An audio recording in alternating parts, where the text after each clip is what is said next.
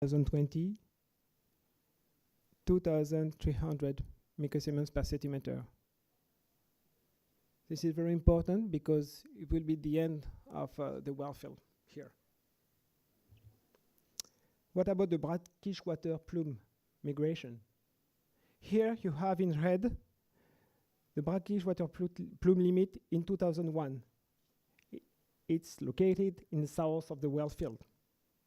And on the right side, you can see freshwater and brackish water.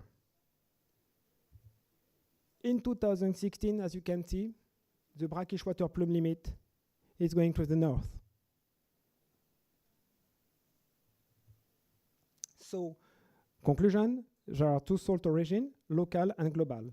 The global is coming from a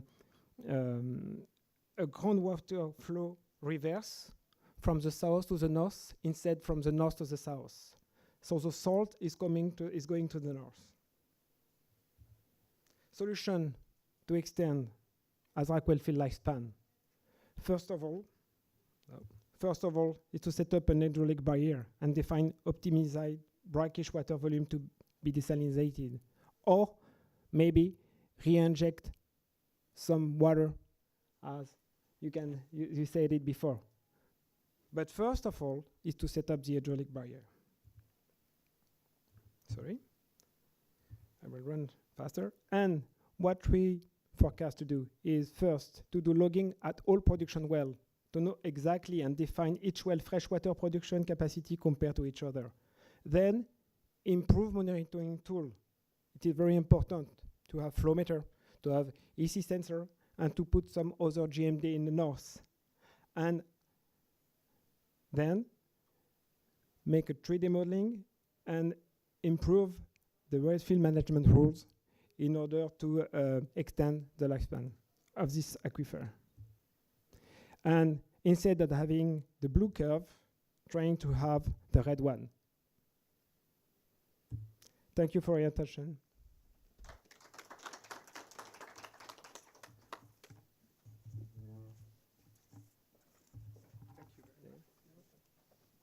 Thank you very much for the interesting result. I was very interesting for the first time for me to see a time depth diagram of the coastal aquifer that you showed, where you can see the depth versus time in salinity. A very interesting result, as well as for the other question. Now we're going to have maybe 20 minutes of questions. So if questions are open, please.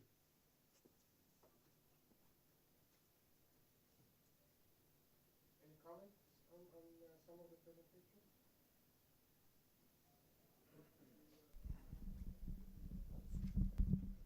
Thank you for the presentation, and for Mr. Olivier for presenting the last presentation about, I would say it's more about management of groundwater rather than its monitoring. This is what I got from the presentation. I think this was my comment as well when we have this project presented. We sometimes, it's not easy to differentiate the water monitoring and the groundwater management.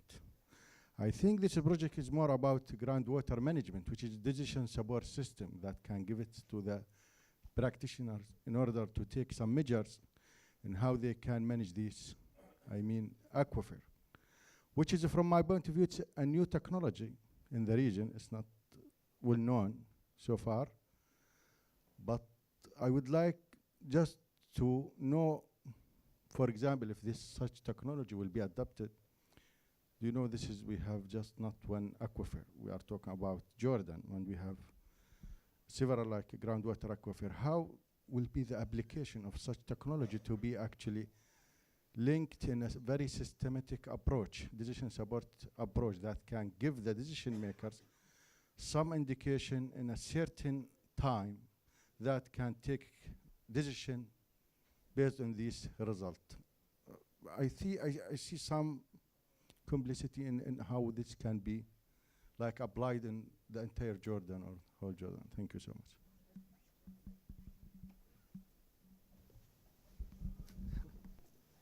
Well, the idea is to share our knowledge, because we are a small company. I want to stay small, but with a very high level of expertise.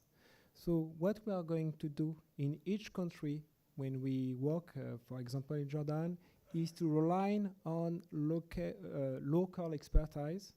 For example, you need technician, so we have collaboration with Nabil Wakili for the support. And then for higher level, at the level of the ministry, we can work with, for example, with Aegis, which is a French company based in that region. We can cooperate with university too, as we have already done in French. Because we want to share what come out from our technology, and we want to give expertise to people in the country to manage their aquifer.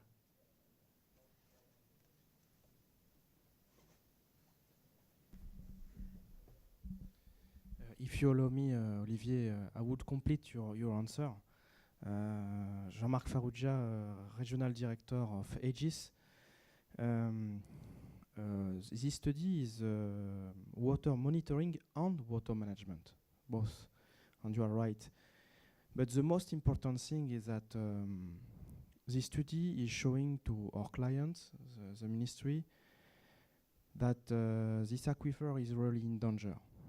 And we have the result during a period of time.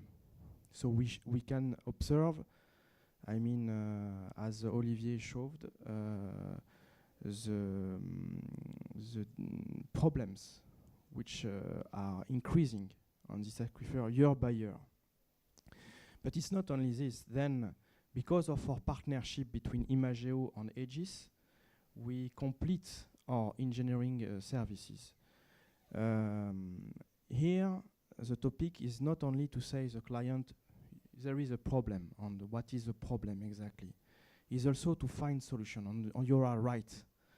Now we have the expertise to propose some solution to the ministry in order to, we have different kind of solution in order to first stop this problem and then even improve the situation.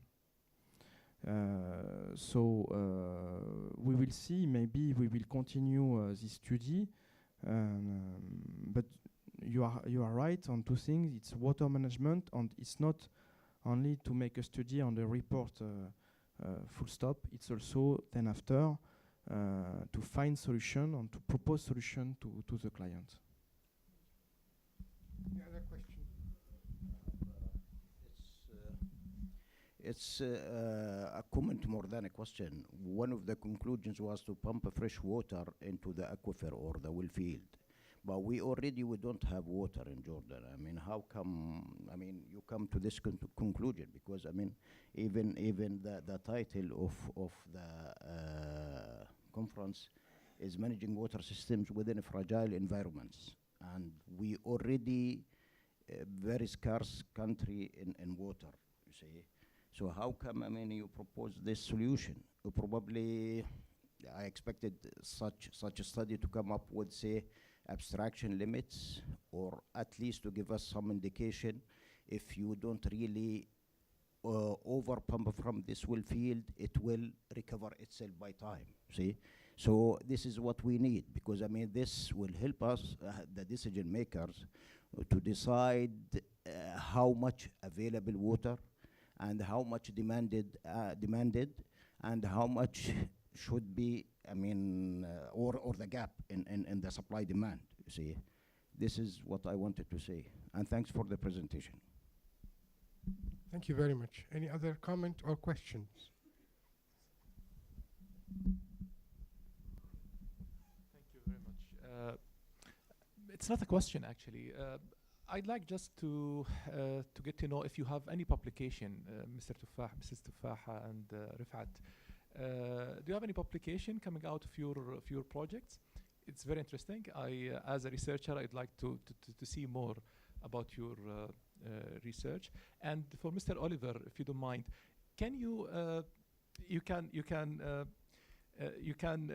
refuse or reject this question, but can you explain about the visibility of this technique in terms of cost and maintenance. Is it like affordable, given that Jordan is not like a rich country? Yeah. Well, it's a good question. It depends.